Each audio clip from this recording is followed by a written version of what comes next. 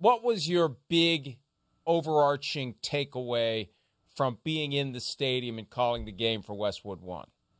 For one, the sounds that just echoed in my ear all night was the doink of the field goal post, the ball hitting the post so loud, and whistles. All I kept hearing all night as I tried to fall asleep was another whistle, because the theme of the night was it felt like no one was trying to take command of this game between the missed extra points, the missed field goals, and then the second part was every time it felt like there was like this game-changing play or a big play on the drive, you would see a flag. You would hear a bunch of whistles after the play to find out what the penalty was. It was just nonstop. Both these teams, I think, coming into the game, everyone was wondering, what was the Bills' offense going to look like? What adjustments were they going to make coming off the Houston game? And then obviously with the Jets firing Robert Saleh, what are they going to look like? And I thought both teams came out firing. Offenses look explosive. They were getting the ball to different guys. And then it just felt like the game took a halt with all of the penalties nonstop. There were 22 penalties with 204 penalty yards attached to them. And I struggle with the knee-jerk reaction. And I remember when John Gruden was the Monday Night Football analyst, he would constantly complain about too many penalties. And to me, there's a point to be made that maybe they're a little too flag happy, but in a lot of cases, the penalties are happening because the guys are committing fouls on the field. You're not supposed to ignore them just because we've reached our limit for the night. And so where does it become the official's problem and not the player's problem? And can you sense that during a game, that it goes beyond what the players are doing? And did it feel like that happened last night for the Jets and the Bills?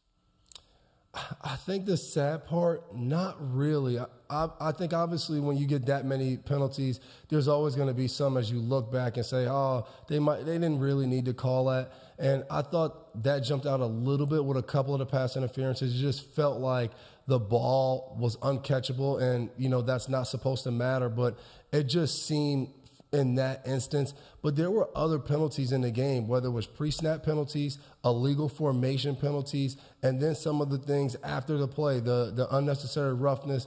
So to me, the game was officiated. It was officiated tight, but I don't think it was that many calls where you were like, oh, man, that's terrible. I think obviously roughing a passer, every game in the NFL, we always look back and we're like, oh, you know, that's a little close. But we know they're watching it closely, all of the roughing a passer penalties. So overall, it just seemed like a good amount of bad fundamentals showing up and officials blowing the play dead or throwing out a flag more than it was just these officials trying to dominate the game, as some people feel like. You've told us in the past how Bill Belichick would have information on all of the crews and coach you guys up accordingly before a given game, how they call this, how they call that. And I don't know enough about last night's crew to know whether it was characteristic or uncharacteristic. Obviously, it was the most, I think, penalty yardage in a game all year long. But does Belichick, including the adjustments that you make offense and defense during a game, is there ever any, hey, we got to change on the fly, they're flag happy tonight for whatever reason, and what can you really do to watch that without undermining your ability to play at a high level?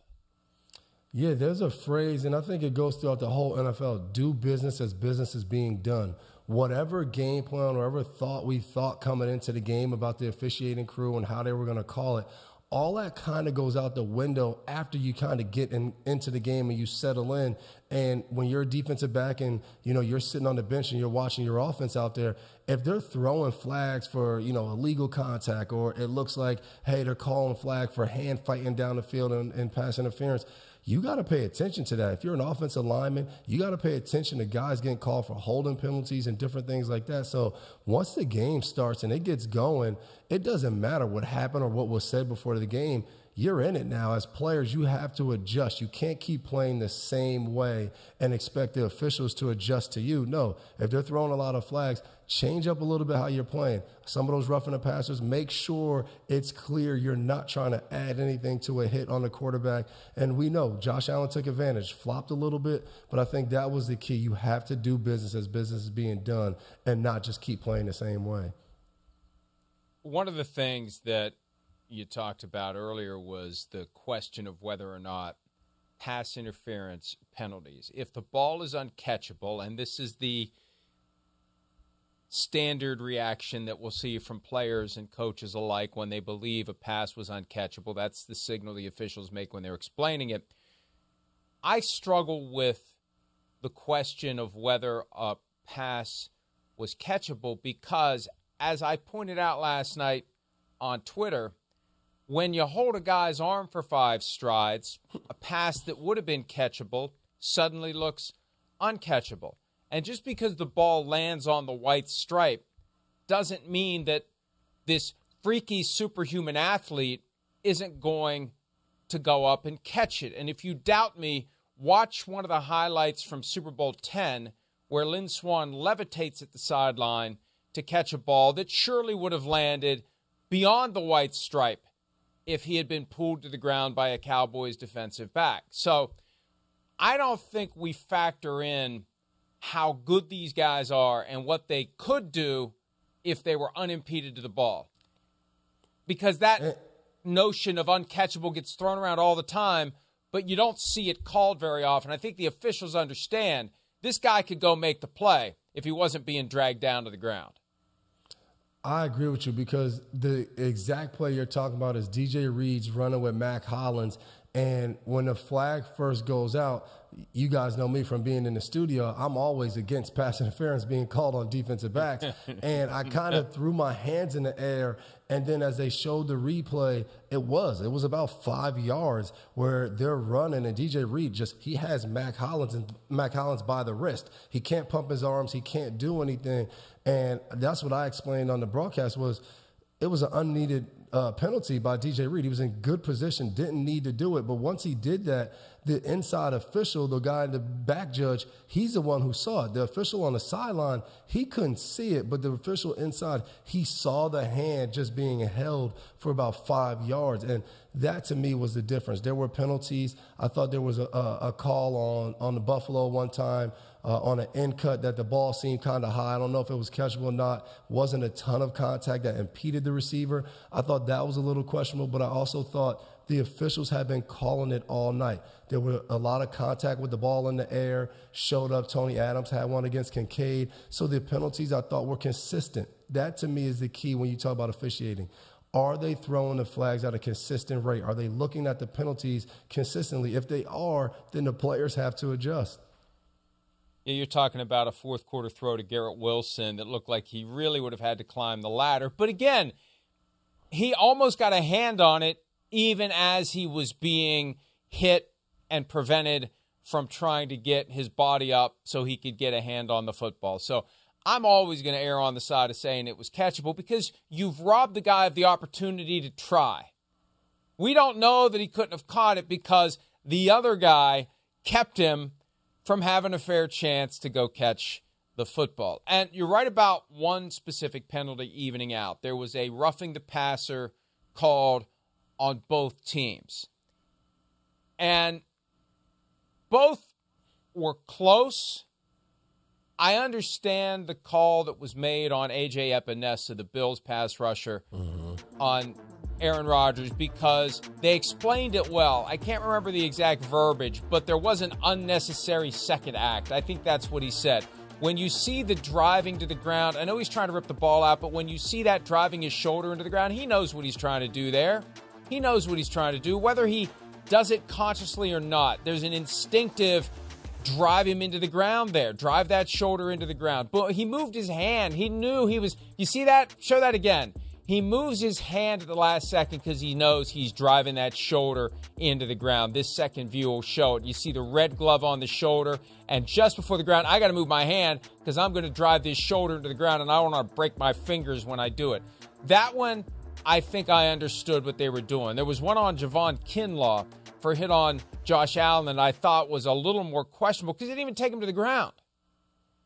And that's the key, because in all of those plays, you see the official, all he's doing, he has his eyes down. He's just staring at the quarterback. He wants to see how the play is going to finish. And that's what I said last night. I think one of the keys, and it's a hard thing to do, but I think for defensive players, when you're sacking a quarterback, there's a point where it just feels like this play's over. And I think that's the time where the player has to show that not only is he letting up, but he's actually trying to be really nice to the quarterback. I think that will put you in the best place.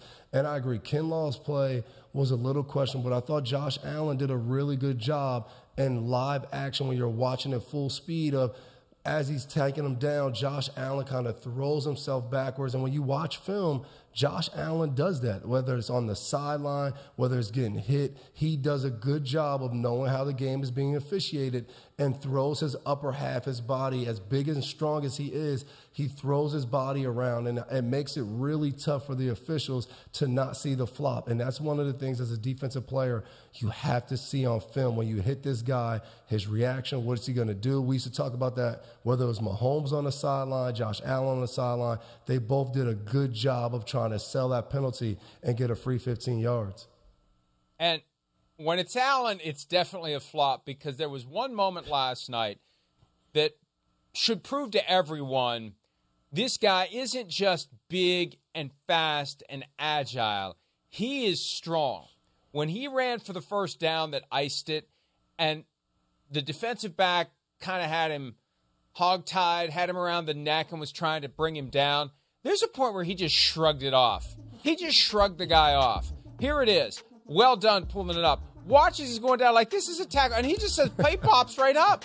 He does not go down. And that you see 99.9 times out of 100, that guy's going down like that. He just shrugs him off and gets up. And I mean, again, I had to tackle this guy for years. It's not fun. It's really hard to bring down, and you see everything he has right here. The defensive end is in good shape right there. Clemens, he runs right by him. And then as the DB comes, that's the hardest thing to deal with, is you're not really going to tackle him and make him go backwards. He's too strong to do that. He lowers his pads. He knows what he's going to get. The worst part of this play is Josh Allen and the Buffalo Bills have been running that play at the end of games for years. And as I'm sitting in there watching the play, and they have the running back in the backfield, and he motions fast to the sideline, I was like, oh, Josh Allen's keeping the ball.